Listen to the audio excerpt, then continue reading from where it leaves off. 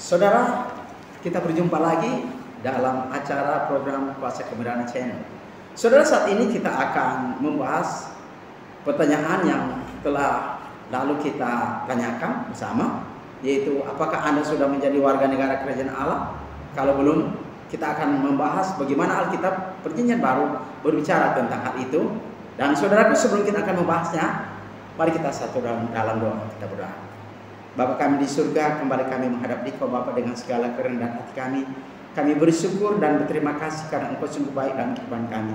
Saat ini Bapa, kami akan mau membahas tentang firman-Mu. Biarlah firman itu tertanam dalam kehidupan kami, dalam hati kami, dan itu menjadi pengetahuan bagi kami, dan itu dapat kami praktekkan dalam kehidupan kami setiap hari.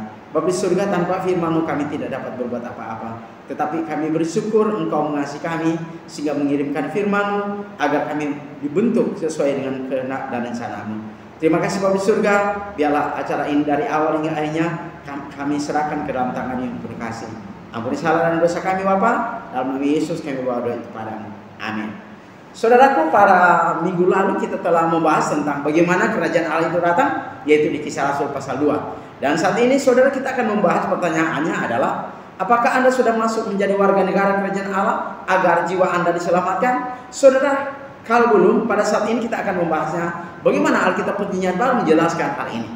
Saudaraku yang saya kasih dalam kasih Kristus, cara seseorang menjadi warga negara kerajaan Allah menurut Perjanjian Baru, yaitu mari kita melihat dalam Kisah Rasul pasal 2. Saudara, ketika Petrus mulai berkhotbah dalam Kisah Rasul pasal 2, ya, di situ dijelaskan oleh Petrus melalui Kisah Rasul pasal 2 bahwa orang yang membunuh Yesus, ya, pada saat itu perlu bertobat. Ya, perlu bertobat. Itulah sebabnya saudara, saat ini kita akan membahas bagaimana caranya seseorang itu menjadi warga dari kerajaan Allah. Saudara, ketika Petrus menekankan bahwa mereka harus bertobat karena mereka membunuh Yesus, pertama-tama mereka harus mendengarkan sabda firman itu. Dan mereka memang mendengar, saudara. Dan apa yang mereka dengar itu adalah sabda Injil yang disampaikan oleh Petrus, ya, dalam Kisah Rasul pasal 2 mulai ayat ke-14 sampai ayatnya yang ke-47. Nah saudara, apa yang terjadi dalam Kisah Rasul pasal 2 ayatnya ke-36 ketika Petrus menekankan kamulah yang membunuh Yesus itu, saudara, Kisah Rasul pasal 2 ayat 37, mereka bertanya, apa yang harus kami perbuat? Saudara, pertama-tama mereka harus mendengarkan firman Injil. Dan jikalau kita masuk menjadi warga negara kerajaan Allah, pertama kita harus mendengarkan Injil. Dan yang kedua adalah kita harus bertobat. Saudara, ketika mereka bertanya dalam Kisah Rasul 2:37 bahwa apa yang kami harus perbuat, Petrus menjawabnya, saudara, Kisah Rasul pasal 2 ayat 38, hendaklah kamu bertobat dan memberi dirimu dibaptis akan jalan keampunan dosamu, lalu kamu akan beroleh anugerah Roh Kudus. Saudara, ketika mereka mendengar, mereka harus percaya bahwa Yesus Kristus adalah anak Allah yang hidup.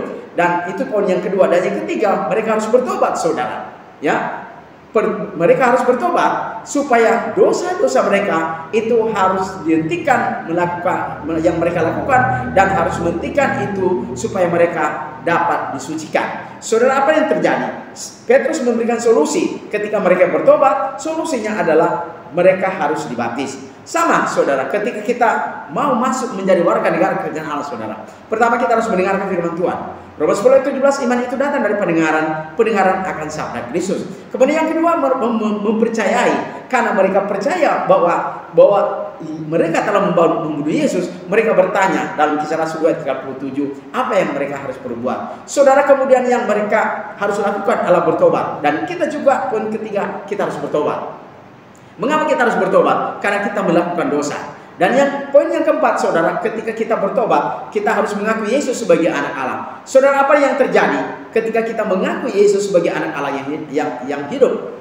Dan ini adalah komitmen total kita sebelum kita dibaptis. Itu poin yang keempat, saudara. Dan ketika kita mengakui, saudara, apa yang dikatakan oleh Yesus dalam Matius 10 ayat 32-33, saudara. Yesus katakan, barang siapa yang mengaku aku di hadapan manusia, maka aku pun mengaku dia di hadapan Bapakku yang di surga. Tetapi barang siapa yang tidak mengaku aku di hadapan manusia, maka aku pun tidak akan mengakui dia di hadapan Bapakku yang di surga. Saudaraku, Kemudian Paulus mengatakan dalam Roma 10 ayat 10, dengan hati orang percaya sehingga beroleh kebenaran, tetapi dengan mulut orang mengaku sehingga beroleh selamat. Saudara, sangat penting pengakuan ini. Sama seperti saudara dalam Kisah Rasul pasal 8 ayat yang ke-37, ketika sida-sida itu berkata kepada si Filipus, di sana ada air, siapa yang mengandalkan aku daripada berbaptis? Kemudian apa yang dikatakan oleh sida-sida oleh Petrus, saudara? Petrus katakan, jika Tuhan percaya dengan sebelah hati, bolehlah. Saudaraku, apa yang dikatakan oleh Filipus, oleh sida-sida itu, saudara? Sida-sida itu mengatakan, saya percaya Yesus adalah anak Allah. Saudara, ketika kita mau dibaptis, sebelum kita dibaptis, kita harus mengaku Yesus sebagai anak Allah yang hidup, sebagai komitmen total kita kepada Allah. Kemudian yang kelima adalah kita harus dibaptis. Saudara, tujuan kita dibaptis adalah pertama, untuk menjadi murid Yesus. Matius 28 ayat ke-19. Kemudian yang kedua adalah, saudara, tujuan kita dibaptis adalah supaya dosa-dosa kita diampuni. Kisah Rasul 2 ayat 38. Kemudian yang ketiga, saudara, tujuan kita dibaptis adalah untuk menyatakan bahwa pengampunan dosa harus terjadi di dalam air, bukan di luar air.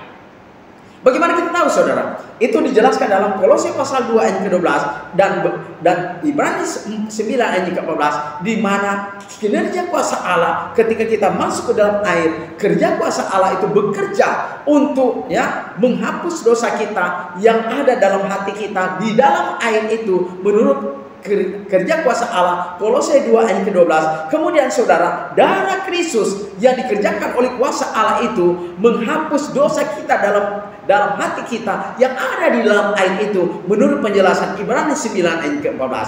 Saudara, itulah salah satu tujuan baptisan itu. Dan yang berikutnya, saudara, tujuan baptisan adalah supaya kita beroleh anugerah Roh Kudus. Saudara, ketika kita dibaptis, ketika kita keluar dari dalam air, kita memperoleh anugerah Roh Kudus yang dijelaskan oleh Petrus dalam Kisah Rasul 2 ayat 38. Dan yang berikutnya, saudara, tujuan kita dibaptis adalah untuk memindahkan kita dari kuasa setan ke dalam kerajaan anak yang dikasihnya atau kerajaan yang ajaib. Itu dijelaskan dalam Kolose 1 ayat ke-13, 1 Petrus 2 ayat ke-9.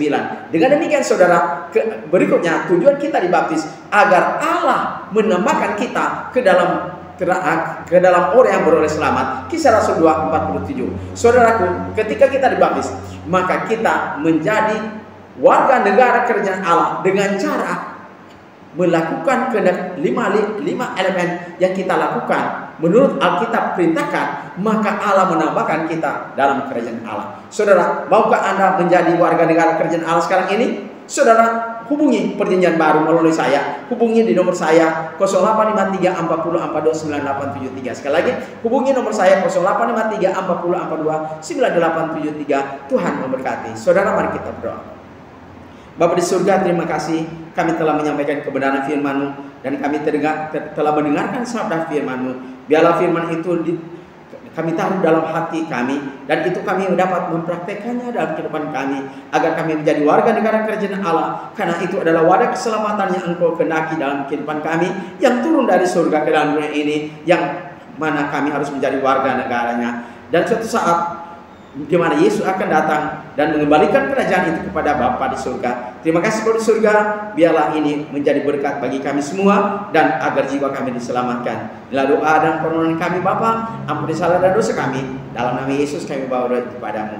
Amin. Saudara, sampai jumpa. Tuhan memberkati.